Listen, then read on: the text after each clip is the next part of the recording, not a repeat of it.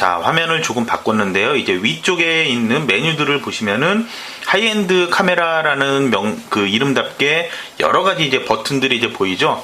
그래서 초보 사용자 같은 경우에 카메라 처음 사용하는 분들 같은 경우에 이제 좀 어려워할 수도 있는데요. 생각보다는 이제 보통 자기가 쓰는 그 기능을 이제 주로 쓰기 때문에 그렇게 어려운 기능은 아닌데, 우선 하나씩 우선 본다면은, 자, 왼쪽에 보시면은, 지금 화면 왼쪽에 보시면은 지금 다이얼이 있거든요. 이 다이얼이 있고 다이얼 가운데 이제 버튼이 있어요.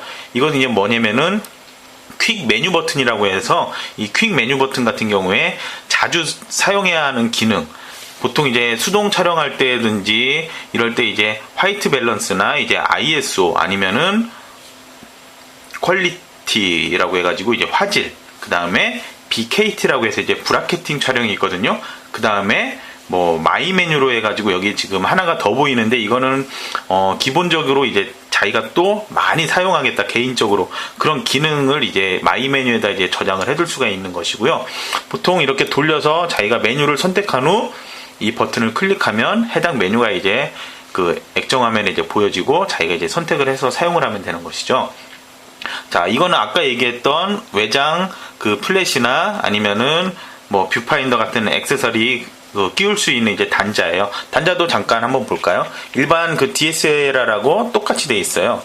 여기도 보시면은 이렇게 단자 여기 보이고, 자, 똑같죠?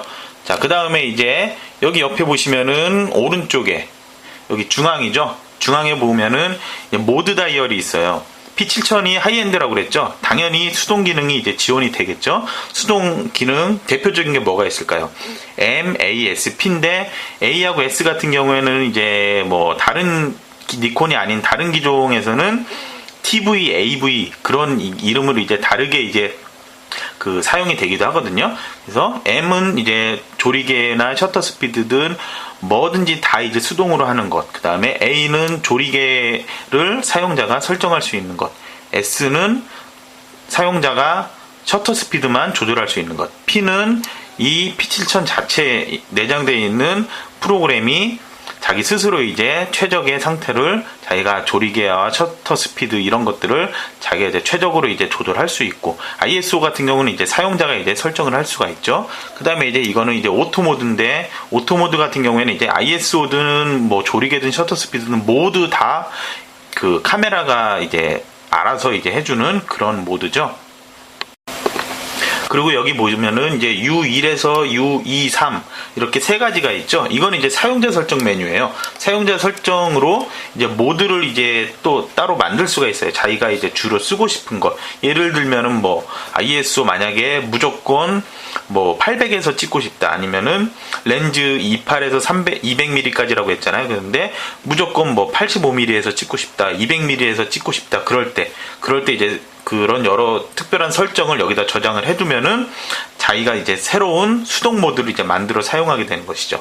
그 다음에 이제 여기 보시면 저노이즈 야경 모드라고 하거든요. 보통 이제 P7000이 ISO 100부터 100, 200, 400, 800, 1600, 3200까지 지원이 되고, 하이원이라고 해서 이제 6400이 최대 이제 지원이 되는데, 저노이즈 야경 모드를 사용을 하게 되면은 그 이상으로, 그러니까 400에서부터 12800까지 이 ISO 범위 안에서 자기가 적당하게 이제 조절해서 촬영을 하게 돼요.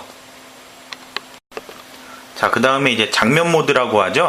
씬 모드 같은 경우에는 아까 얘기한 것처럼 17가지 장면이 있는데, 자, 여기에서는 지금 모드에 대한 설명이기 때문에 하나하나 보여주는 거는 나중에 이제 보여줄게요. 그 다음에 이제 동영상 같은 경우에는 보통 그 셔터 버튼이 아닌 동영상 버튼이 이제 따로 있는 기종도 있는데, P7000은 셔터 버튼으로 동영상 촬영을 하고 동영상 그 촬영을 끝내고 이렇게 할 수가 있거든요. 자, 그 다음에, 자, 다시 M 모드죠?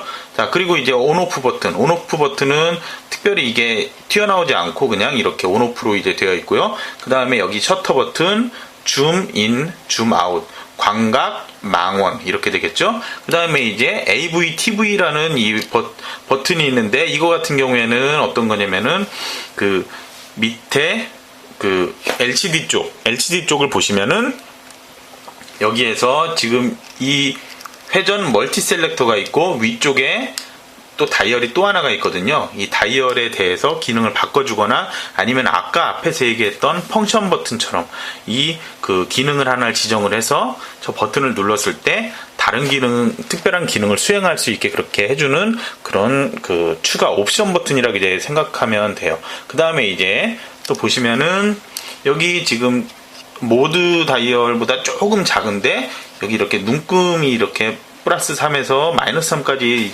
있는 이 모드 다이얼 말고 옆에 이게 보이죠? 자, 돌아갈 때 탁탁 소리 지금 각각 조금씩 이렇게 딱딱딱딱 소리가 나죠. 이거는 보통 이제 0인 상태에서 촬영을 하는데 노출 보정이라고 이제 그 기능이 있어요.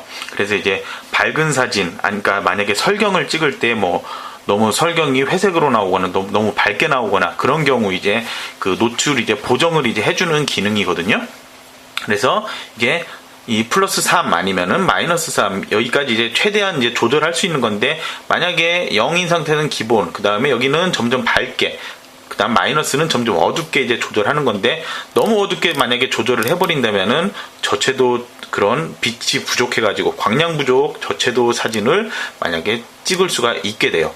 그래서 보통은 이제 적당한 선에서 이제 이 노출 보정을 이제 하면서 촬영을 할 수 있는데 보통 이제 일반적인 컴팩트나 아니면은 다른 하이엔드 같은 경우에 이게 없는 기종이 있어요. 이 노출 보정 버튼, 이 다이얼이 없는 경우에는 직접 메뉴, 그때그때마다 이제 메뉴를 들어가거나 해서 좀 번거롭게 작업을 해야 되는데 이걸로 편하게 노출 보정을 하면서 촬영을 할 수가 있죠. ISO 조절 아니면은 셔터 조절, 그 다음에 조리개 조절하고는 상관없이 그 노출을 조정하는 이 노출 보정 버튼, 참 유용하다고 이제 말을 할 수가 있죠.